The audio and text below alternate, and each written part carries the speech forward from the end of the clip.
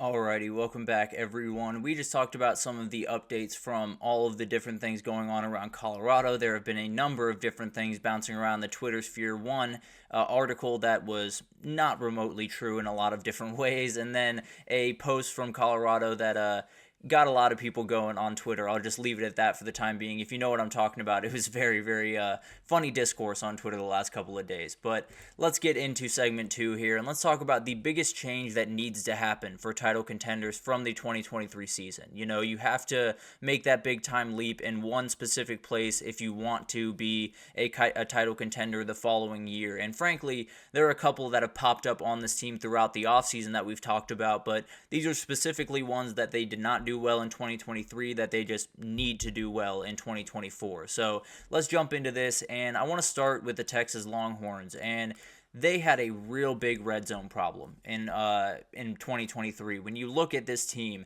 there were a couple of things that kept them from, first of all, blowing out a lot of the teams that were really, really close against. The TCU, Kansas State, Houston game. All of those games should have been more, and Texas left a lot on the table in the red zone. And then number two, probably playing at least, or possibly winning a national title, because you go back to that Washington game. There was an area where they had a number of shots at the end zone. They got one kind of good shot. That was pretty much it. So let's break this down a little bit. I think when you talk about this, the best way to kind of illustrate it is Burt Auburn, the kicker over at Texas, one of the best hairs in all of college football, but he attempted the most kicks in the country, tied with the Texas A&M kicker, and he's a great kicker. You want him on the field when you need him, but that's too many times. For an offense that has this many talented players, has a play caller that is among the best, some argue the best in the country, you need to be able to get in the end zone. And this falls on a number of different things. But they had 4 downs in the Oklahoma game at the 1-yard line, had jumbo sets for pretty much every one of the plays, could not get in the end zone. And that comes down to the interior offensive line just being able to explode off the ball a little bit more and get that push that they very much need in those short yardage situations. I think another piece of this is when you talk about Quinn Ewers, there was times when he was just a little bit late on a read, and this is actually a picture that I'm showing you of a pick that happened in the Oklahoma game. He was trying to hit JT Sanders over the middle of the field. If he was half a second earlier on that play, I think he probably has a touchdown. He was just a little bit late. It got jarred out by Billy Bowman, who's standing over him right there, and it was picked off by Oklahoma, and that was a huge turning point in that game. So it's one of those things that you're actively leaving points on the table. And it happened again in the Washington game where you're sitting at the 10-yard line. You have 4 shots at a national title, win that game, move on to the national title. You get one kind of good shot, and the kind of good shot was above Adonai Mitchell's head and was knocked out of bounds with very little question. So it wasn't necessarily that great of a shot. I understand what they were trying to do on that play, but it didn't work out the way that they wanted to. So obviously this comes down to a couple of different things. We talked about the interior offensive line just needs to be a little bit more explosive in those short yardage situations, because all you need is a yard, but you need to get that yard pushed, and it's quite hard to do. Let's just be totally honest, but they got to take a step forward there. They're returning all 3 interior offensive linemen, so got to feel a little bit better in that respect. Quinn Ewers has to be more precise. We talked about that. The timing has been a little bit off. The footwork has been one of his big time worries throughout his college career, and if he can take a step forward there, he can hit all the windows that you want him to hit. They're going to be more than fine, but that's definitely a step forward that needs to be taken. The running backs need to be a little bit more physical in that near goal line area. Obviously, losing CJ Baxter hurts that a little bit, but you can see plenty of times where Jaden Blue runs with aggression, plenty of times where Trey Wisner can, get into that meld. So it's not necessarily a huge worry I have. Jarrett Gibson, the freshman that came in, is the guy I'm really watching because the dude is just an outright bowling ball. But more than anything else, I think Sark's just got to be more precise with his play calling. I think he does incredible work when he has the field to work with, right? There's so many different motions, there's so many different orbits and RPOs and so many different things they can play around with. Your playbook gets shrunk when you get inside the 20. That's just the reality of the sport, and you got to be able to put your best guys on the field, got to make sure that you're putting them in a position to get in that end zone, and there were a couple of play calls last year that just missed the mark for the most part. So if they can take a step forward there, if they can score more points and turn the 3 into 6 or the 6 into 7, they're going to be more than fine. There's no two ways about that. This is going to be maybe one of the best wide offenses in the entire country if they can take that step forward. But it was a huge problem a year ago, and if it's not fixed this year, I can promise you they're going to lose more games than they did a year ago.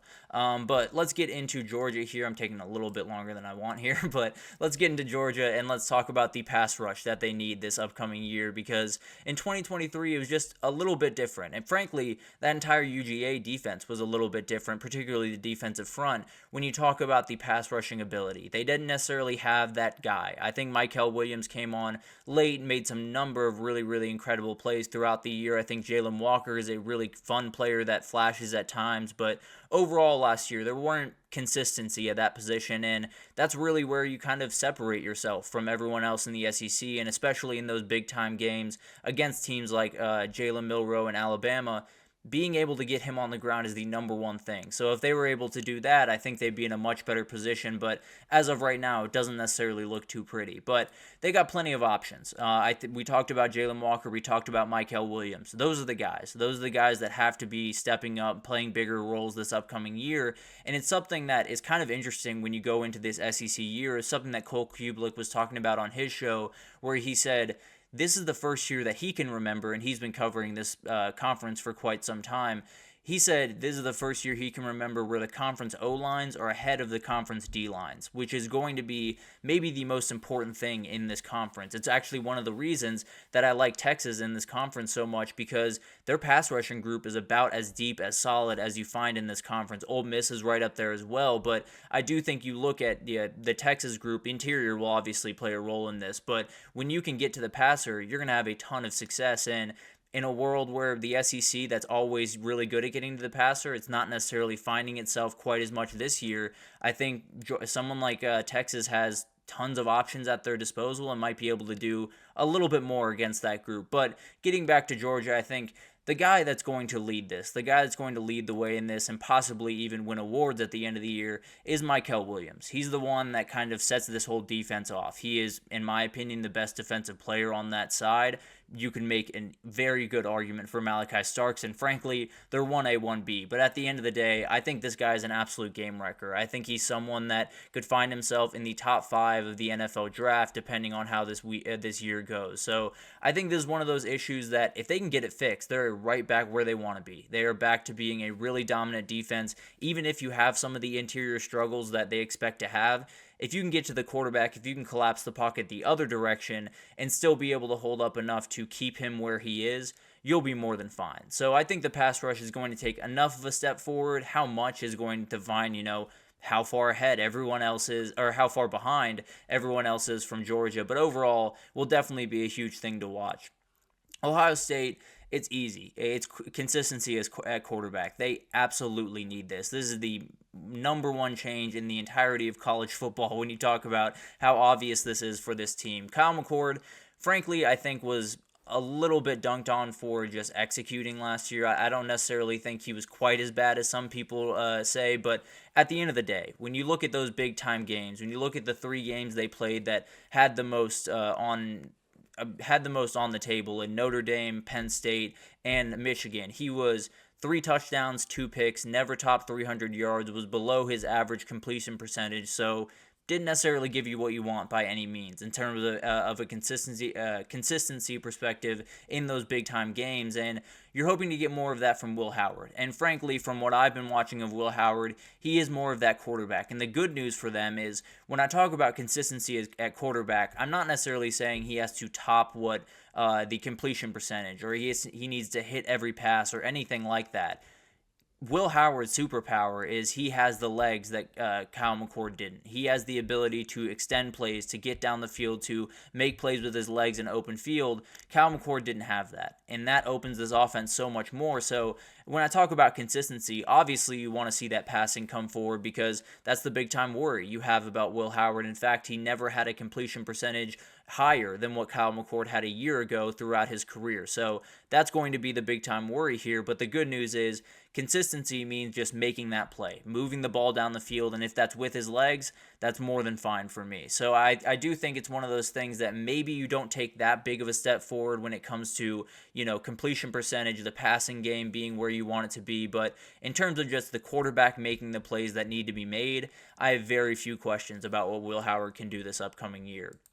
Moving on to Oregon, the back-end defense needs to be better. There's no two ways about that. I think when you look at what you watched last year, particularly against Washington, this might be the most obvious of the bunch. And to be fair, this plays into a lot of different parts of that defense. It's not necessarily that the back-end was just outright bad a year ago and they didn't have the guys back there. Frankly, they probably needed to upgrade a little bit, but overall, this goes into pass rush. It goes into interior defensive line getting the push that they need and forcing some of the, obvious passing situations that make it a little bit easier to cover on the back end. And all of that different stuff plays into this. But at the end of the day, you're 65th in pass yards allowed a year ago. If they repeat that this year, they will not be able to compete. I'm just being totally honest because Ohio State and Michigan were number 1 and 2 in that category a year ago. And frankly, I'd be surprised if Ohio State wasn't right back where they were a year ago this year. So it's one of those things that you're going to need to take that step forward because everyone around you has already taken that step forward. Everyone around you is already in a position where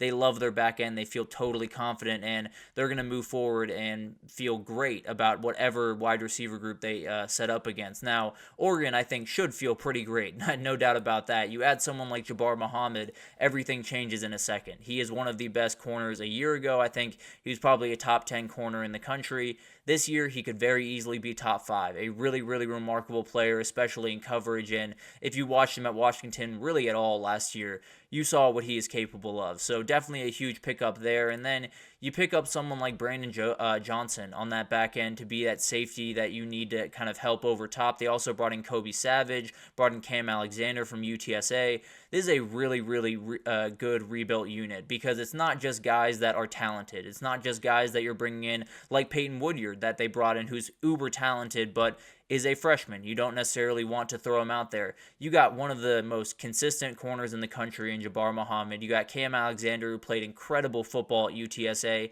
is making a step up, but is still a very talented kid that I think will be more than fine. Kobe Savage played, I believe, started 3 years at Kansas State, played plenty of snaps and really good football over there. And then Brandon Johnson was one of the best back-end players in the ACC this past year. So overall, you look at this Oregon defense, they've done an incredible job of rebuilding this. And all of the stuff that I talked about earlier, the edge rushing should be a ton better. The run defense should be a ton better. And all of that lends itself to them being a lot better on the back end. So I do think it's going to be a worked out thing. Maybe they have to have a guy like Aaron Flowers or Peyton Woodyard kind of play some depth piece type roles. But overall, this is an entirely different back end for Oregon from 2023 to 2024. And they're hoping they get a little bit different of results, that's for sure. But let's take our second break here, and when we come back, we're going to talk about the players that just have to have a big-time fall camp, the ones that have to hit for their team to get where they want to go. I believe this will be the last group of teams that we give you guys on this.